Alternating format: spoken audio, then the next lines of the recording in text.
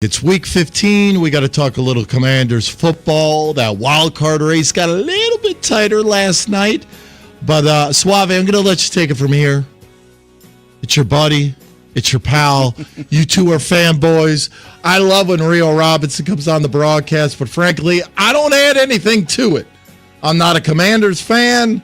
I could talk Commanders. I could talk about Noah Brown's injury. Has just been catastrophic, right, Rio? I mean, the season is over. Season's just getting started for the guys, man. 4-week playoff push on the way. Let's go. All right, so Suave, Rio Robinson, the Rambling with the Commanders podcast. You could check it out on the X. You want to take it for? I'm going to enjoy my bagel while you two handle I'll Rio. take you off the video too. Is that take me off the video? Yeah, because you don't want to see him eating that bagel. No, we do not. So I'll just remove myself so you fanboys can talk Commanders coming up this weekend. All right, so welcome back. We got our boy right here, Rio Robinson from Rambling with Rio. So let's go ahead and start off the brick right now, Rio.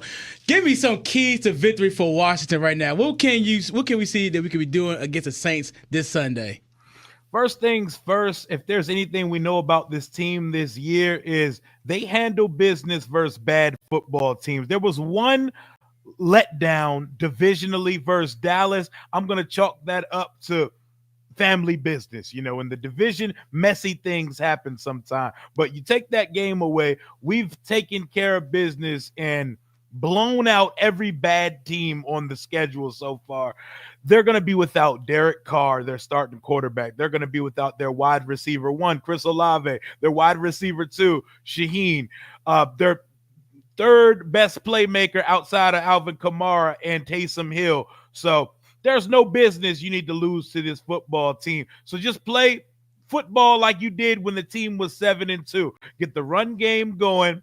Have the quarterback make smart decisions and feed number 17 in the passing game. Noah Brown is out for the season.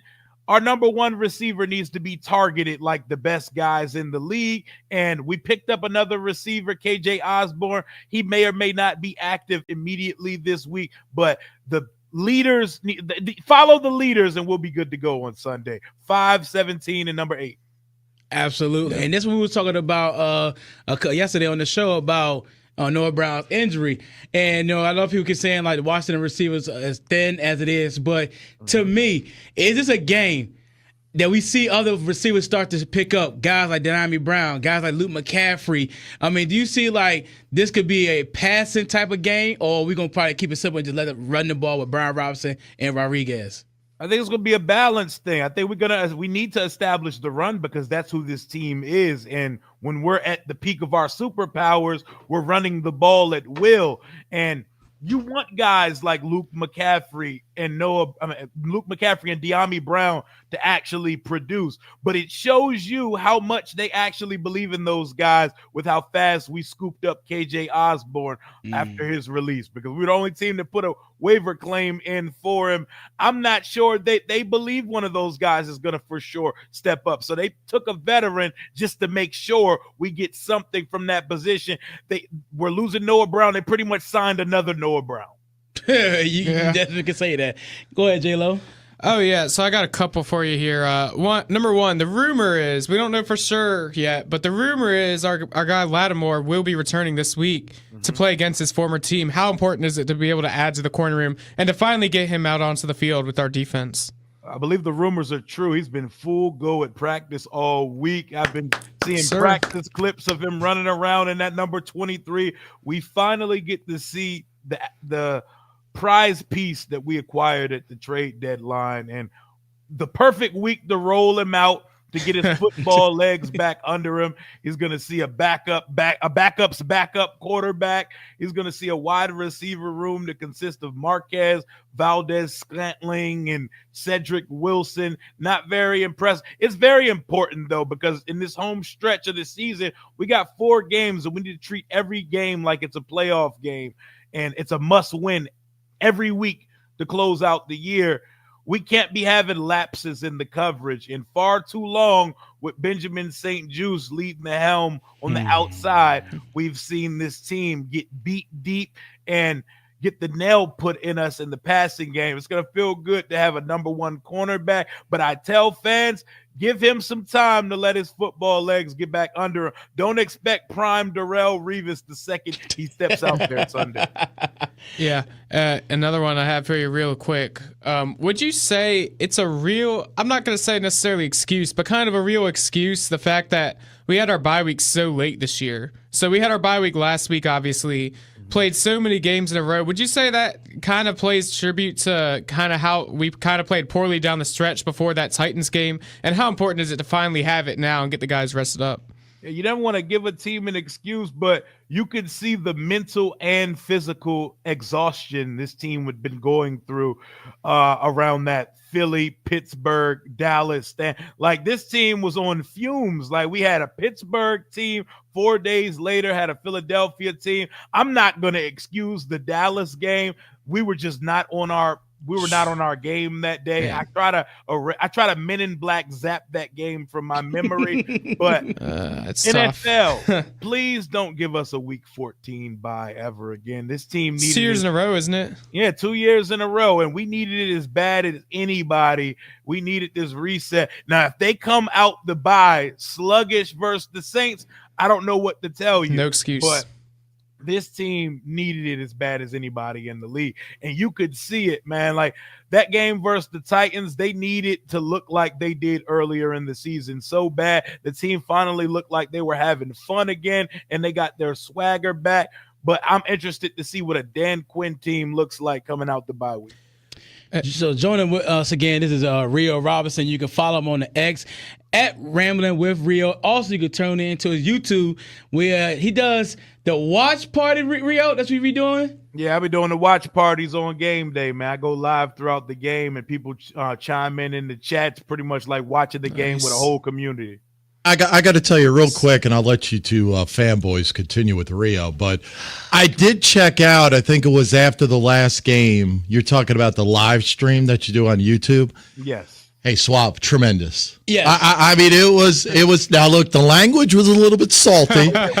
Just throwing it out there. It's not for radio, I can tell you that much. We get it. We get it. But it was fantastic. I do need to ask though very quickly. Are you broadcasting outside? You look like you're freezing. No, I'm in my living room right now. I don't have my tree on because it's daytime, but no, I'm at the house right now. Okay, you got the tree in the background. I mean, you got the hoodie up. I mean, you look cold. Now I know back in the day, my dad said keep it at 68, wear a hoodie. Right, back in the day. I'm just wondering if it was the same thing in your house. Oh yeah, my house is Antarctica all year long, man. People hate to come over my house. My kids are used to it, but people hate to come over Rio's house because we keep it cold year round around these parts. Nice. Hey, 72 or under. That's it. No other above, man. That's right. Hey, so I have another one for you. A lot of people, including really a lot of Commander fans, including myself, think the NFC East is out. It's out of the equation now, and the Eagles have started to pull away. Even though they've struggled, they've had some struggles. They're having a little bit of course between their wide receiver group now. Would you say the Eagles have ran away with it, or is it still possible for the Commanders to make a run late? Oh yeah, we got to let that division conversation go. We're all in a wild card race now, like that. Once you lost to Dallas, you threw away the division for the year. But we can at least assert some dominance and show the league what we're about next week when Philly comes to town. We need to buck up, and we need to show the league that we can actually beat a good football team, because that reputation is going to precede us until we do so. But we're locked in a wild card race. It's going to be at most the 6th seed, probably the 7th seed. And right now it looks like we're on a collision course to play Philly in the first round of the playoff. We don't need to look behind us or in the hunt or what teams are coming up in the hunt for the playoffs. Just handle business, handle what's in front of you, win football games, and circle that Philadelphia game on December 22nd, because that's a game where Washington needs to show really how good they can be. Yeah, they control their own destiny for sure, as long as obviously they can win out. So that was kind of my next thing. So do you have any – so you don't have any concern for the Rams is what you're saying, basically. You just do your job. You don't worry about them. I'm not looking at them. And to be perfectly honest, I think the Rams are going to win the NFC West. I don't think we need to look at That's the what Rams. I've thought too. I think the Seahawks are more so going to be looking for that wild card. The Seahawks are probably going to lose to the Packers this weekend, and the Rams are going to be bumped into that number 1 spot in the next 2 weeks. I think Stafford and company, they're going hot and they're streaking into the playoff, and Seattle's going to fall back a notch. All right, Rio, just let you know, man, we got a commander on the phone. I think he might know you because his name is Paulie, and he's been hearing what you have to say, so we're going to get him on the line. So, Paulie, you there? Rio don't know what the hell you talking about, man. What up, Paulie? What up, man? He said they've been physically and mentally exhausted. I'm like, they got meters underneath their names or something? How can you tell that? Hey, man, them boys, you know we was going through it them couple weeks, man. Them boys ain't want to be all on that football field, man. Hey, man, but you're right, though, because when they played Tennessee, you seen a whole level different energy level. And real talk, though, that's how we going to have to win moving forward, man. I always be talking about basketball terminology, but we going to have to beat everybody for the loose balls for the rest of the season, man. You know what I'm saying? Because, our talent is good, but compared to everybody else, our talent ain't that good. So we got to out-hustle everybody, man. Yep. We can't be showing up flat. You know what I mean? We got to out-hustle everybody every week. We got to show that grit. We got to show that grit we had in the first part of the season, man. Philly and Pittsburgh, they took the light away from us for a little bit. We came into that Dallas game with no energy at all. It was embarrassing. All right, so we got about a minute left, y'all. So I got to ask both of y'all, since we all here, all as Commanders fans, not Johnny D, he can stay back, eat his bagel. Get out here. So what do we see as a final score right now from Washington and the Saints? I'll start with you, Rio. I'm going to go 31-14. 31-14. I don't even want to give the Saints 14, but I'm going to give them 14 because they're a professional franchise. And despite what many think, the Saints are playing for something on Sunday because technically they're only 2 games back in the NFC South race. And they do play Tampa to close out the season. So give me 31-14. 3-possession game, 17-point lead. We take care of business. Our offense gets it going. We get in, get out business trip in the Big Easy. All right, we're going to put that on the X. So, Paulie, what about you? What's the final score for you? Damn, Rio, that was a lot to say a little. Hey, listen. we beat up on bad quarterbacks, 40 burger. It's a 40 burger. That's what we do. 41-17. 41-17, man. Ooh, 41-17. Nice. All right, there we go. All right, look, we got to call it quits. Paulie, we always appreciate it, bro. Thank you for stopping by. Rio, always a pleasure, my man. Oh, boy, here we go. Rio. Yeah. Hey, Rio, it's only, you lucky I like you, you know what I mean? But usually there's only room for one person in my bathroom on the morning dump. Oh, man. Oh, my God. Thank you, Paulie. Hey, look, Rio, I apologize. I mean, next time we need to ask your permission before bringing Paulie onto the broadcast, but we always appreciate you stopping by. You can follow him on the X at Rio_Robinson91. And, of course, subscribe to the YouTube page. Check out the live feed, the watch party. I'm telling you, man, it is tremendous. I'm going to check it out again prior. I'll watch it in unison with my Bills Detroit game coming up this weekend. But always a pleasure, my man. Enjoy the weekend. We'll talk to you again real soon. I appreciate y'all. Pop in during the most chaotic time of the game. You'll be thoroughly entertained. Absolutely. There you go. No doubt. Sounds Thank you, good. man. Thanks, There you go. Rio. Rio Robinson is joining us here on the broadcast.